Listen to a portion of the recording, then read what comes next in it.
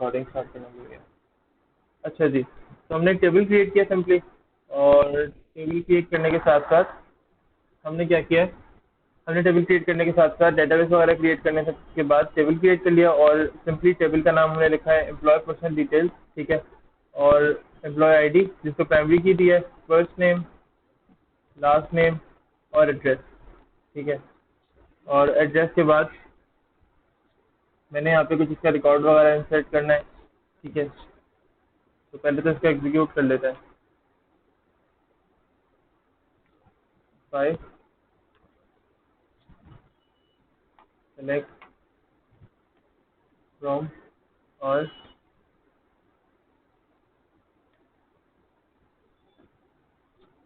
5, तो देखो 4 कॉलम्स है नीचे जो कि सिलेक्शन में आ रहे हैं। अब मुझे इसके अंदर कुछ रिकॉर्ड इंसर्ट करना है, तो इसके अंदर का रिकॉर्ड जो इंसर्ट करना है वो भी देख लेते हैं। और मैं यहाँ पे 2 रिकॉर्ड, एक तो 2 टेबल्स बना रहा हूँ, ठीक है। मैं एक सेकंड टेबल बनाऊंगा जिसको मैं इस टेबल के साथ व्यू करूंगा। मैं अब वो ज्वाइन लगाऊंगा और व्यू करूंगा दोनों टेबल्स को एक साथ। तो मैं सेकंड वाला टेबल भी जो है ना यहाँ पे रख लेता हूँ लाके, और उस टेबल का नाम है एम्प्लॉय सैलरी डिटेल्स। तो उसमें भी ईएमपी आईडी आएगी जो कि दूसरे टेबल से आ रही होगी, ठीक है। और डेजिग्नेशन आएगा उस एम्प्लॉय का, और उसके बाद सैलरी आ जाएगी, ठीक है। इस टेबल को भी हम क्या कर लेते हैं,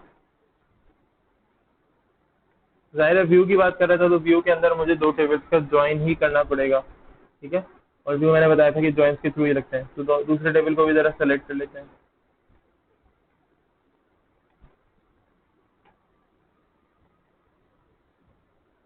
और हमारे पास सैलरी डेटा,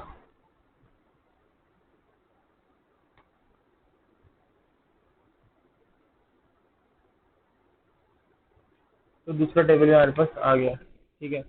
अब ऐसा करते हैं कि फर्स्ट टेबल के अंदर कुछ डाटा जो है ना वो इंसर्ट कर लेते हैं। तो 4-5 एम्प्लॉयज हैं, उनका डाटा इंसर्ट कर लिया यहाँ पर, ठीक है। और इस डाटा के अंदर सिंपली देख लो, एम्प्लॉय पर्सनल डिटेल्स के अंदर वैल्यूज आ गई, आईडी 1 2 3 4 5 जा रही हैं, सही है। नेम्स आ रहे हैं, और फर्स्ट नेम, लास्ट नेम, और जितनी भी मेरे पास इनकी क्या कह सकते हो, लोकेशन जो थी इनकी वो यहाँ पर आ गई है। एग्जीक्यूट कर लेते हैं।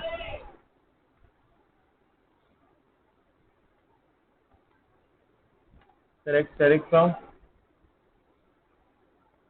फर्स्ट टेबल लेते हैं क्योंकि इसमें रिकॉर्ड इंसर्ट किए हैं सारे, F5, ठीक है। और देखो ये रिजल्ट जो मेरे पास यहाँ पर ये अपडेट हो गया। अच्छा, अब सेकंड टेबल के अंदर भी मुझे कुछ रिकॉर्ड इंसर्ट करना है जो कि सैलरी के हवाले से होगा।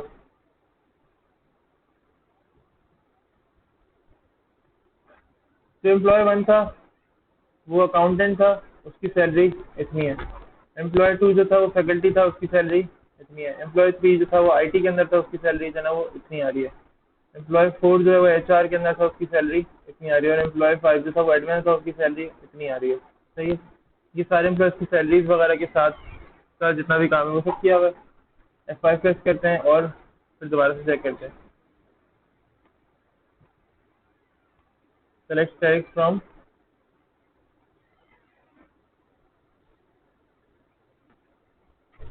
सेकंड टेबल है। अच्छा, क्या मसला हुआ, अच्छा सही है, डेटा इंसर्ट हो गया। यहाँ तक किसी को कोई प्रॉब्लम तो बताए जल्दी, अभी तक के स्टेप्स में किसी को भी कोई प्रॉब्लम है तो बताए। देखो बस मैंने किया ही है कि मैंने आज ना ये सारा डेटा पहले से लिख लिया। मैंने रोज की तरह पूरा पूरा टाइम नहीं लगाया इसके ऊपर कि मैं ये यही काम कर रहा हूँ। अब जो काम करूंगा वो मैं लिखूंगा दोबारा से, यानी वो बिल्कुल मैं सिरे से लिख रहा हूँ, हर चीज टाइप कर रहा हूँ।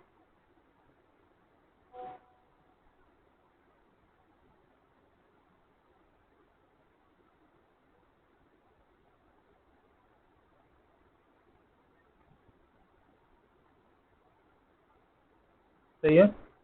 यहाँ तक कोई प्रॉब्लम हो तो मुझे लिख दें चैट बॉक्स में, या माइक खोल के बता दें, कोई मसले वाली बात नहीं है। माइक ओपन कर ले अपना, बता दें, कोई मसला नहीं होगा, डील कर लेंगे उसे।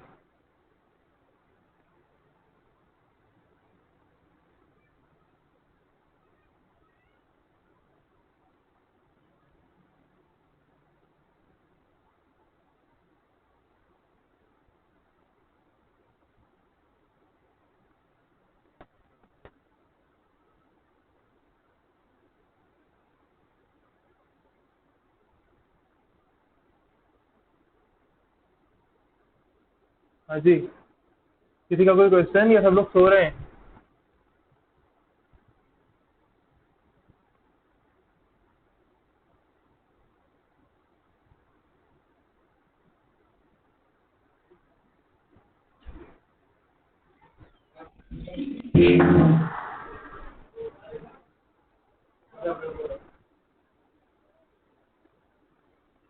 अच्छा जी, नहीं है कोई क्वेश्चन नहीं है, सब कुछ क्लियर है। सही है।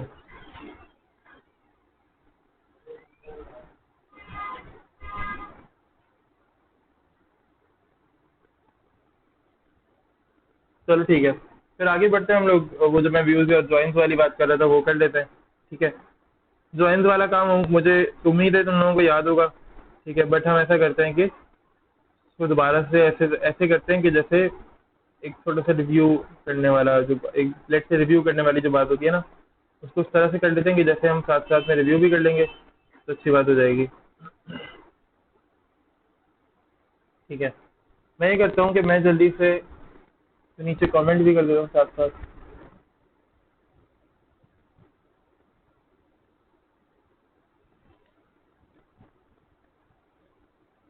ठीक है, और यहाँ पे हम इसको बस व्यूज़ की हेडिंग डाल देते हैं। व्यूज़ में भी बहुत बड़ी चीज़ नहीं होती, व्यूज़ बहुत बेसिक होते हैं, बहुत कोई मुश्किल चीज़ नहीं होती। आपने सिंपली क्या लिखना होता है, क्रिएट व्यू। ठीक है, और फिर क्या करेंगे, हम व्यू का नाम दे दें। कैसे? मैं VW नाम रखता हूँ हमेशा व्यू का, और मुझे एम्प्लॉय का टेबल देखना है तो मैं उसका नाम रखूँगा EMP। मुझे एम्प्लॉय की सैलरी देखनी है, एम्प्लॉय का टेबल और उसकी सैलरी एक साथ लेट से देखनी है। सही है, तो एक साथ यानी दो टेबल हैं, अब मुझे इनको मिला के देखना है। ठीक है, तो मैंने क्या किया, इनका नाम जो है वो सेम रखा, एज जैसे हम ज्वाइंट बना रहे होते थे, ट्रिगर्स टाइप का, या उससे मिलता जुलता काम हम यहाँ पे कर सकते हैं। ठीक है, अब क्या करो, अब ज्वाइन बनाओगे तो मैं लिखता हूँ सेलेक्ट फ्रॉम, कौन सा table, select direct from employ. अगर एम्प्लॉय के टेबल का नाम यहाँ पे ले आते हैं जी, एम्प्लॉय पर्सन,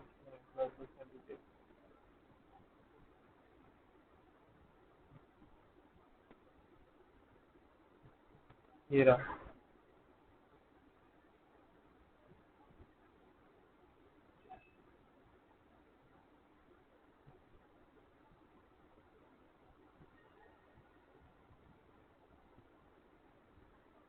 ठीक है, इस टेबल में मुझे ज्वाइन लगाना है, तो मैंने यहाँ पे इस टेबल का नाम दिया और यहाँ पे लिख दिया एज, ये मेरा ए टेबल होगा। ठीक है, और इस पे क्या लगाना है मैंने, इस पे लगाना है मैंने inner join, inner join,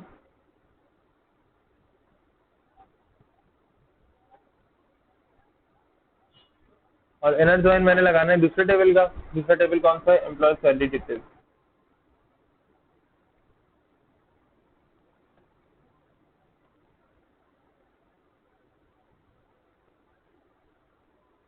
as b capital रखा है फिलहाल। ठीक है, दो टेबल बन गए ए और बी। अब यहाँ सेलेक्ट को मैं स्टैटिक की जगह हटा दूँ, और जो मेरे मेन कॉलम्स है यहाँ पे वो आ जाएंगे। ए, देखो, ए डॉट, इसमें से मुझे मेन चाहिए फर्स्ट नेम और बस। और कौन सा चाहिए मुझे, मुझे इससे भी पहले चाहिए आईडी। इस आईडी का जो नेम है ना, ए डॉट डॉट और आईडी कॉमा कॉमा। अभी मुझे चाहिए बी डॉट, और यहाँ से मुझे चाहिए रेजिग्नेशन कॉमा बी डॉट और सैलरी। ठीक है, मुझे ये कुछ चीज़ें चाहिए कहाँ से, अब मुझे ऑन के थ्रू, तो on A dot emp id, सही है, इज इक्वल्स टू v, किस पे लगाना है, v डॉट emp id, सही है, और बस सेमीकोलन लगाएं। और उसके बाद क्या करना है मुझे, अब देखो ये बन गया, ये खत्म हो गया यहाँ पे। अब क्या करो, क्लिक सेलेक्ट करो और F5। तो देखो मुझसे क्या कह रहा है ये, अभी मुझे बताएगा अगर कोई एरर होगा। ये मुझसे कह रहा है कि ये जो कीवर्ड आपने नया सेलेक्ट यूज किया है, ठीक है, यहाँ पे आप क्या कर रहे हैं, यहाँ पे आप कोई एरर कर रहे हैं। वो एरर क्या है, वो एरर है कि मैंने ना यहाँ पे एस जो लिखा था वो एस मैंने रिमूव कर दिया, तो मैंने ये एस दोबारा लिखना है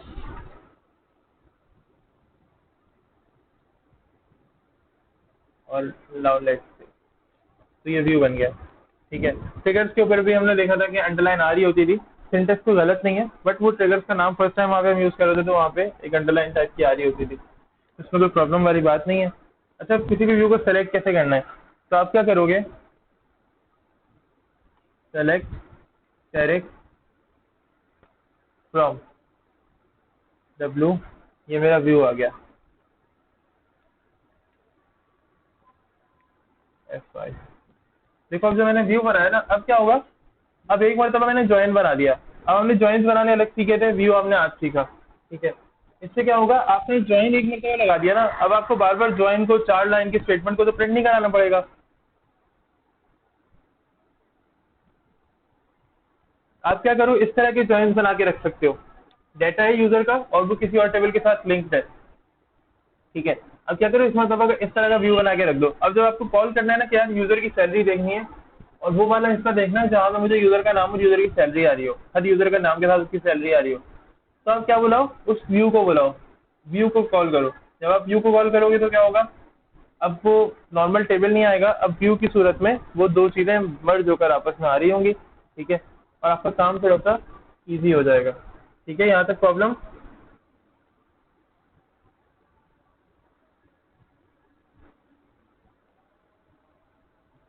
यहाँ तक प्रॉब्लम जी।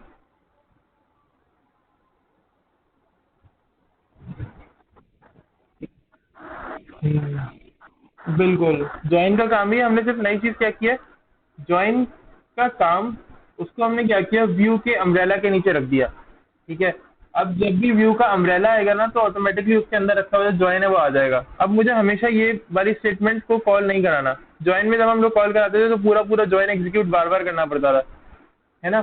अब क्या करना पड़ेगा, अब मुझे सिंपली बस ये जो व्यू है ना इसको सेलेक्ट करके बस सिर्फ ये मुझे हमेशा कॉल कराना है, ये, इसके अलावा मुझे कुछ काम की जरूरत नहीं है, सिंपली मैंने ये कॉल कराना है और मेरा जितना भी रिक्वायरमेंट्स है, जितना भी काम होगा वो हो गया, डन,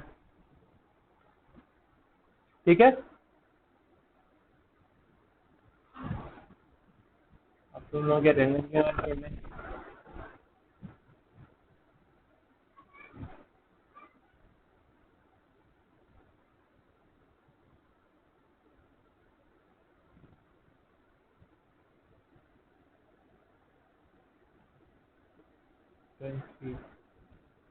और आज है 9 मई।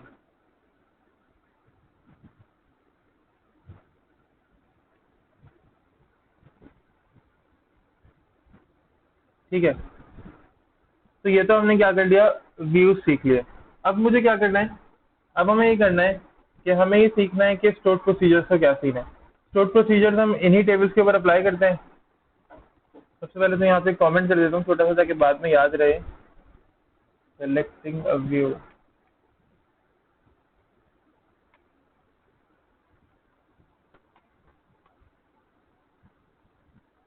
ये व्यू सेलेक्ट हो गया, ठीक है। और अभी आते हैं स्टोर प्रोसीजर्स पे।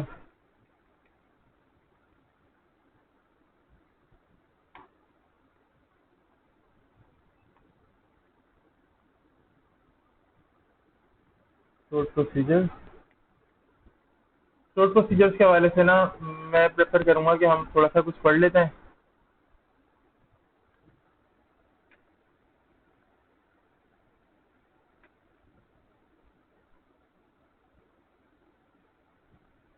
मैं स्क्रीन अभी शेयर करता हूँ तुम लोगों के साथ।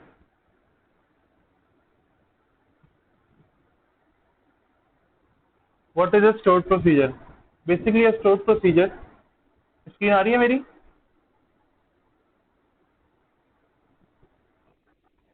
ये क्रोम की स्क्रीन आ रही होगी, यहाँ पे व्हाट इज स्टोर प्रोसीजर लिखा हुआ होगा। सही है, सही है। अच्छा, a stored procedure is a prepared SQL code that you can save so the code can be reused, ठीक है, over and over again। होता क्या है कि आप ये SQL का ही नॉर्मल जो कोड हम कर रहे होते हैं, SQL का ही नॉर्मल कोड है, बस इसके अंदर क्या होता है, ये कोड इस तरह का हो सकता है कि ये आप मल्टीपल टाइम्स यूज कर सकते हो, ठीक है। So if you have an SQL query that you write over and over, let say कोई आपने क्वेरी लिखनी है पूरी, आप लेट से सेलेक्ट की क्वेरी बहुत लिखते हो टेबल के अंदर से, तो आप क्या करो, आप मुसलसल उसके अंदर नया काम क्यों कर रहे हो, आप उसको रीयूज करो, ठीक है। आप हर चीज़ के अंदर नई नई क्यों कर रहे हो, आप क्या करो, उसको एक प्रोसीजर के अंदर बना के रख दो और बस सिर्फ उस प्रोसीजर को कुछ वर्ड्स कॉल करना है आपको और खत्म, आपका जो पूरा का पूरा कोड है एक दो लाइन का वो कॉल हो जाएगा, ठीक है। You can also pass parameters to a store procedure, बिल्कुल पैरामीटर्स पास कर सकते हैं, अभी हम देखेंगे किस तरह से पैरामीटर्स पास कर सकते हैं।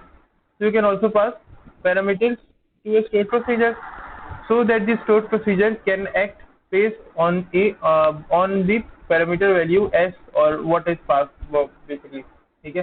तो आप क्या कर सकते हो, आपका जो डाटा है वो किस पे रिएक्ट करेगा, वो स्टोर्ड प्रोसीजर के पैरामीटर पे रिएक्ट करेगा जो कि पास किया गया हो, सही है। तो हम देख लेते हैं स्टोर्ड प्रोसीजर प्रैक्टिकली क्या होते हैं, प्रैक्टिकली बेसिकली होते क्या है। और एसक्यूएल कहाँ चला गया, ये रहा SQL, ठीक है, एसक्यूएल आ गया।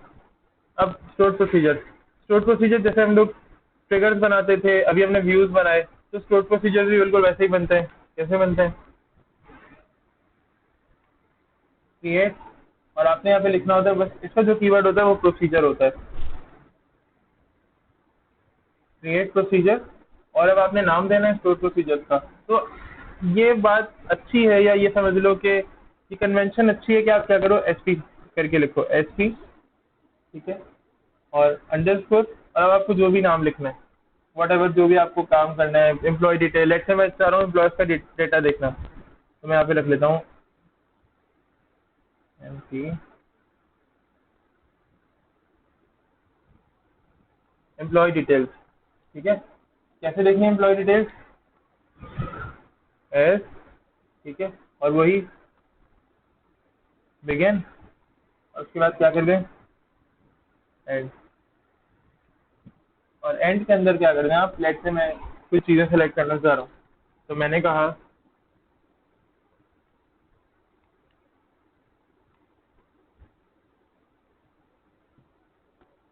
एम्प्लॉय पर्सनल डिटेल्स में से मैं डेटा देखना चाह रहा हूँ, और इसमें से भी मैं क्या देखना चाह रहा हूँ, M P I D, comma,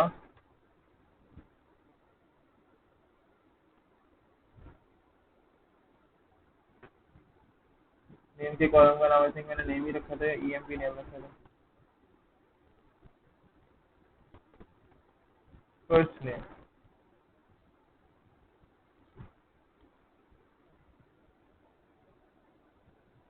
तो फर्स्ट नेम, मैं ये चीज़ें देखना चाह रहा हूँ, क्या करूँ स्टोर प्रोसीजर को,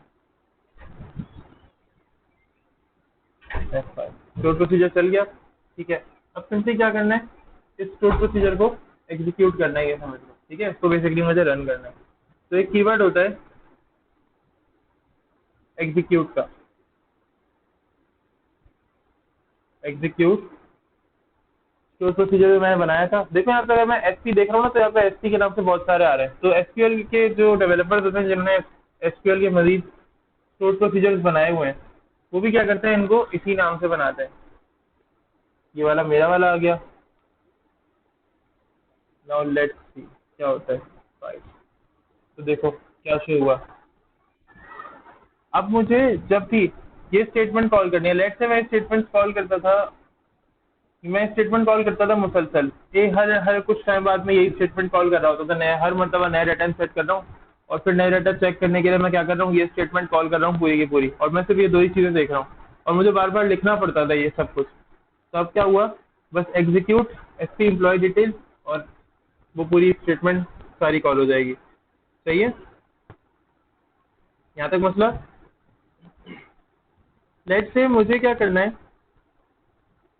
मुझे किसी आईडी के थ्रू करना है, पैरामीटर वाली बात कर रहे थे, मुझे किसी आईडी के थ्रू ये काम करना है, ठीक है। तो वो किसी आईडी के थ्रू कैसे काम करते हैं ये वाला, मैं कह रहा था ना कि मुझे मतलब मैं ये चाह रहा हूँ कि मैं किसी आईडी के थ्रू काम करूँ, पैरामीटर्स के थ्रू, जो तुम लोगों से बात कर रहा था मैं।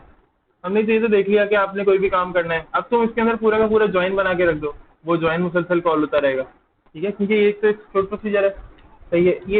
ये लाइक अ फंक्शन, जैसे ट्रिगर्स का मैं कह रहा था कि triggers are like function, store procedures भी आर लाइक फंक्शन। बस आपने कोड बना के रख दिया, आपको बार बार अगर कॉल करना है तो आप क्या करो, इनको ही एग्जीक्यूट करा लो। और एक और बात, आप क्या कर सकते हो, आप इसका कोड देख सकते हो। कैसे? इसका एक स्टोर प्रोसीजर होता है पहले से बना हुआ, एसपी। अभी पैरामीटर की तरफ भी जाना है, अभी भी रहन में आया कि आप अंडरस्कोर लिखूंगा और यहाँ पे मैं लिखूंगा help text, SP help text, यानी एसपी अंडरस्कोर हेल्प टेक्स्ट। और उसके बाद आप ये लिख दो, SP underscore underscore EMP underscore.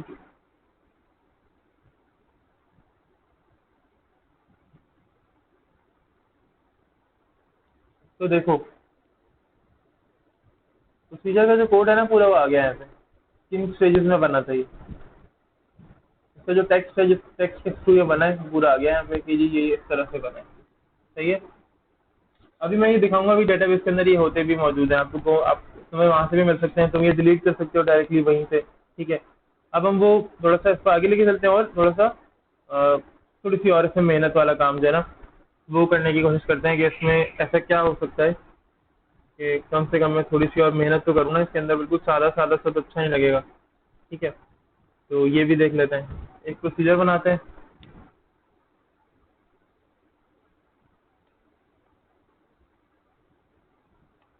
Create procedure, ठीक है। और अब के जो प्रोसीजर बनेगा वो लेट से मैं बना देता हूँ, मुझे आईडी को चेक करनी है तो मैं कर देता हूँ उसका नाम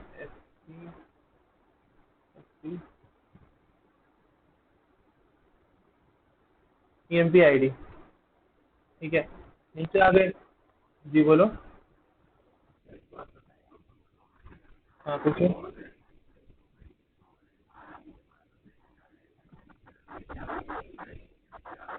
तो यार एक कॉल करके बता दो, या स्लिप उनको सेंड कर दो, जो तुमने स्लिप अगर बैंक से जो तुम्हें कोई स्लिप वगैरह मिली है, बहुत अच्छा हो जाएगा।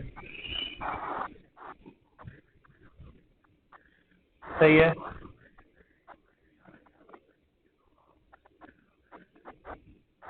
तो तुम ऐसा करो कि सेंटर में एक मरतबा कॉल करो, सर हैदर को नहीं, अगर सर हैदर को तुमने कर दिया है और फिर भी तुम्हारी बात नहीं बनी है तो फिर तुम अब सेंटर में दोबारा से कॉल कर लो एक मरतबा, उनको बोलो भाई मैंने फीस सबमिट कर दी है, अब आप मुझे मैसेजेस ना करें क्योंकि मेरे पेरेंट्स जो है मुझे मुझसे पूछ रहे हैं वो, ठीक है। जाहिर है तुम्हारा जो प्रॉब्लम है वो भी समझ में आता है कि तुमने फी पे कर दी है,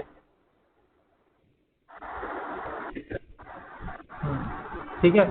अच्छा अभी मुझे क्या करना है, मुझे लेट से डेटा सेलेक्ट करना है, एम्प्लॉय आईडी जो है ना, जो मेरा टेबल है एम्प्लॉय डिटेल्स के पर्सनल डिटेल्स के अंदर, उसमें से आईडी 1 का डेटा सेलेक्ट करना है, ठीक है। तो मैं यहाँ पे क्या करूँगा, सेलेक्ट फ्रॉम पर्सनल डिटेल वाले डेटा में से where EMP ID is equals to कौन सी आईडी, @ आईडी, सही है। ये हमने स्टोर प्रोसीजर यहाँ पे बना दिया। अब मुझे क्या करना है, नीचे इसको कॉल करना है, एक तो इसको एग्जीक्यूट कर लेते हैं 5। अब देखना मैं आईडी के थ्रू ना डेटा को सर्च कर सकता हूँ, वो सर्चिंग वाला काम कह लो किसी भी तरह से, यानी आप कोई भी उसमें वर्ड यूज कर सकते हो,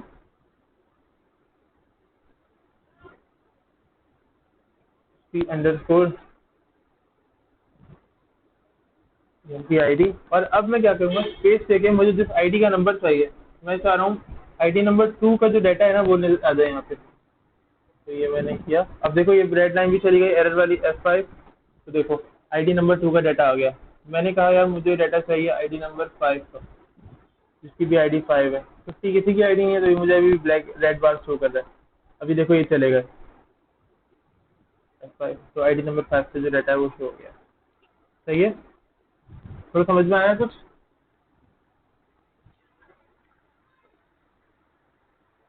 हाँ जी, कुछ समझ में आया? सही है। अब लेट्स से हम थोड़ा सा इसको और आगे लेके चलते हैं। हम स्टोर प्रोसीजर के अंदर एक की जगह दो पैरामीटर्स पास कर लेते हैं, या एक की जगह हम दो चीजें आप पूछेंगे। ठीक है, पहले मैं क्या कर रहा था, पहले मैं ये कर रहा था एग्जीक्यूट करते हुए मैं एक चीज ले रहा था, आईडी ले रहा था। सही है, अब मैं क्या करता हूँ, लेट्स से मैं कहता हूँ मैं दो चीजें पूछूंगा।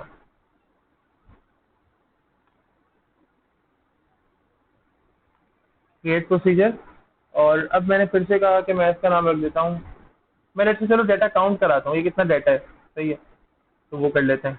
तो मैंने कहा क्रिएट प्रोसीजर, और मैंने इसका नाम ही रख दिया SP अंडरस्कोर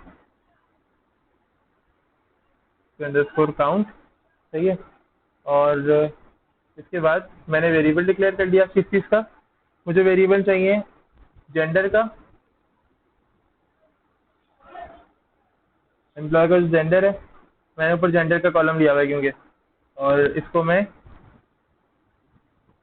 varchar 50, क्योंकि ऊपर मैंने varchar 50 लिया है इसलिए। ठीक है, कॉमा, या तो इसी लाइन में या तो नेक्स्ट लाइन में, कोई मसला नहीं है। ठीक है, और अब यहाँ पे क्या करूँगा मैं, EMP की जो आईडी है, एम्प्लॉय की जो आईडी है, मैं उसी नाम से बनाऊंगा। तो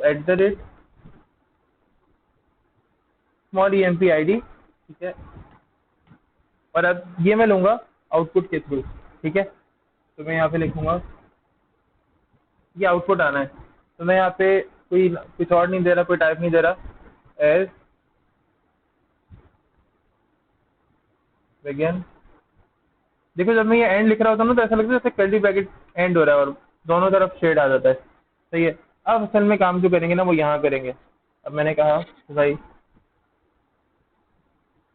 सेलेक्ट क्या चीज़, EMP आईडी @ बेसिकली ये काउंट करने के लिए मैंने यूज किया वेरिएबल। ठीक है, इज इक्वल्स टू, अब देखो काउंट का एक फंक्शन होता है यहाँ पे, काउंट SQL के अंदर यहाँ पे काउंट का एक फंक्शन होता है जिसके अंदर क्या आएगी,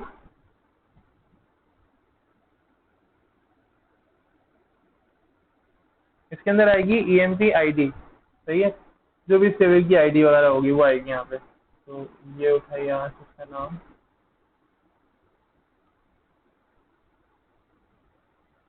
ठीक है,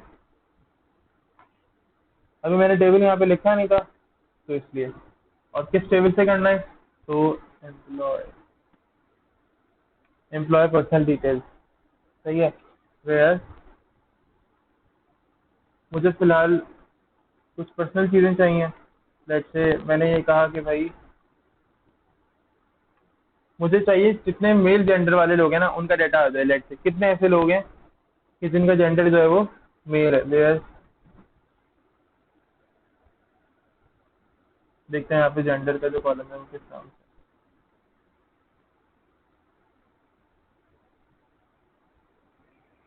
अच्छा नहीं नहीं नहीं, जेंडर नहीं रखा मैंने, मैंने रखा था फिलहाल नहीं।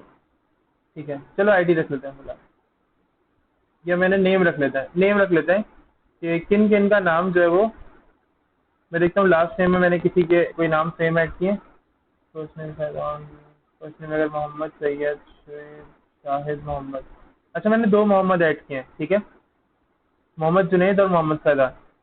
तो मैं यहाँ पे नेम्स के साथ चेक कर रहा होता हूँ, जेंडर को छोड़ो,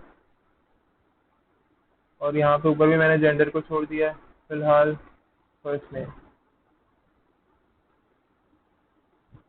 एफ एफ नेम। ठीक है, और यहाँ पे भी मैं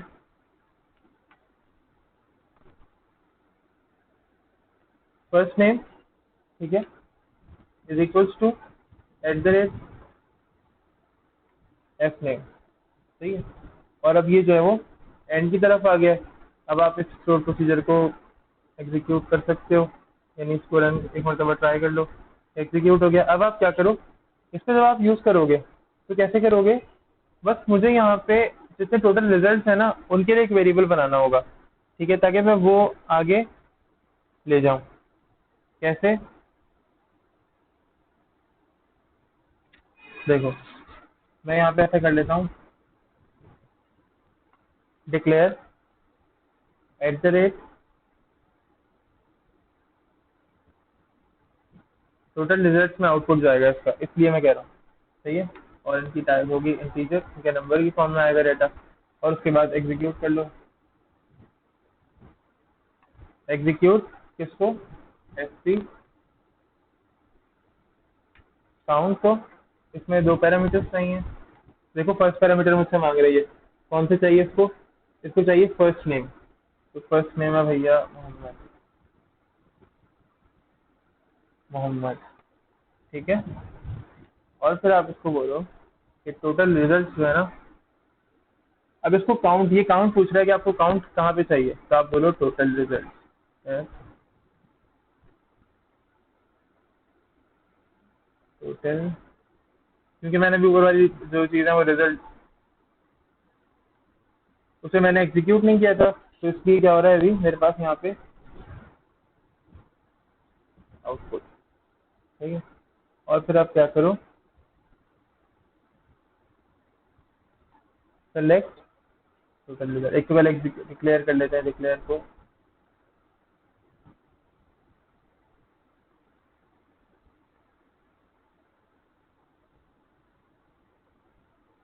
ठीक है। अभी मैंने क्योंकि सिलेक्शन नहीं किया है, तो इसलिए ये मुझसे कह रहा है सेलेक्ट करना है, आपको क्या चीज़ सेलेक्ट करनी है। मैंने कहा मुझे टोटल रिजल्ट सेलेक्ट करना है।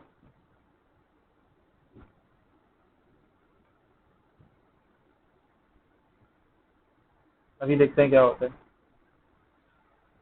अच्छा, सेमी कॉलन लगाना भूल गए, सेमी कॉलन लगा लेते हैं।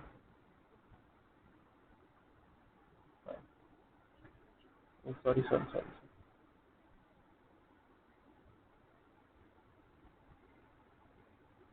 क्या कह रहा है मुझसे ये, scalar variable total result must declare. हाँ, तो डिक्लेयर तो किया है भाई। आई थिंक ये सेमी कॉलन का ही कह रहा है यार। ठीक है।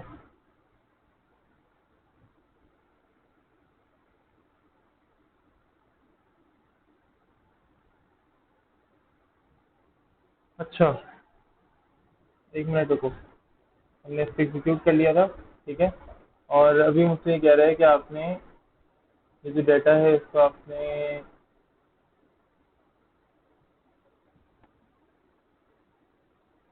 कहना क्या चाह रहा है ये?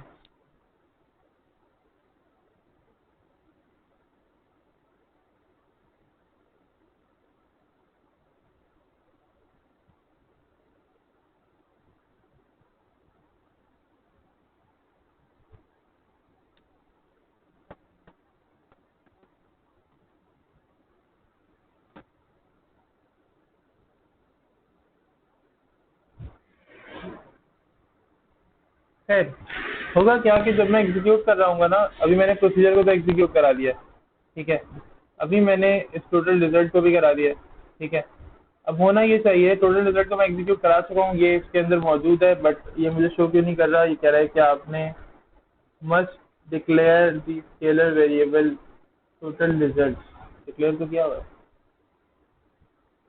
आई थिंक हमने स्पेलिंग वगैरह के अंदर मिस्टेक की होगी।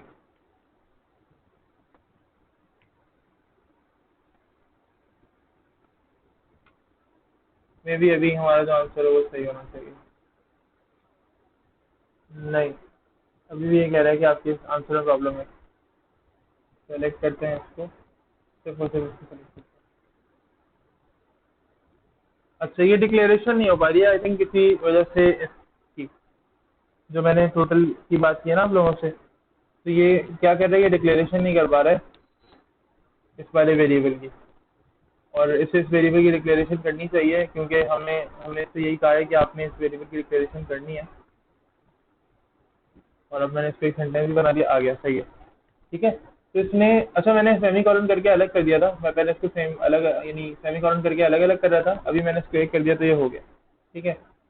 मसला ये हो रहा था कि डिक्लेयर नहीं कर पा रहा था सेमी कॉलन के साथ, तो मैंने क्या किया कि मैंने सेमी कॉलन हटा दिया, ताकि पूरी की पूरी एक स्टेटमेंट हो जाए। और तुम लोगों को पता ही है कि अगर एक स्टेटमेंट के बाद दूसरी स्टेटमेंट से पहले आप सेमीकोलन नहीं लगाओगे तो वो दोनों स्टेटमेंट्स जो है वो कंबाइन हो जाती हैं, एक ही हो जाती हैं। सही है, तो मैंने ये पूरी एक ही स्टेटमेंट कर दी और पहले ये कंबाइन हुआ, डिक्लेयर हो गया आप साथ में। ठीक है, और डिक्लेरेशन के साथ ही यहाँ पे मैंने फिर इसे यूज भी कर लिया। ठीक है, वरना ये अलग से डिक्लेयर नहीं हो रहा था। तो अब क्या हुआ, कितने लोग हैं मोहम्मद के नाम से जिनका फर्स्ट नेम मोहम्मद आ रहा है? वो फर्स्ट नेम वाले लोग हैं कितने? दो लोग हैं, एक मोहम्मद फैजान साहब है और एक मोहम्मद जुनैद साहब हैं, जिनके फर्स्ट नेम्स जो है वो दो हैं। तो आप इस तरह से क्या कर सकते हो, अपनी डेटाबेस के अंदर डेटा को फाइंड कर सकते हो, सॉर्ट कर सकते हो कि भाई कितने लोग हैं जिनका नाम ये है, कितने लोग हैं जो असेंडिंग, हमने इससे पहले वो असेंडिंग डिसेंडिंग भी देखे थे, एवरेज भी देखा था, मिनिमम मैक्सिमम, स्टार्टिंग और एंडिंग भी देखे थे नेम्स के। तो वो सब चीजें हम पहले देख चुके हैं। अब हमने ये देखा है कि आप स्टोर प्रोसीजर किस तरह से बना सकते हो। ठीक है, यहाँ तक कोई प्रॉब्लम है तो पूछ लें।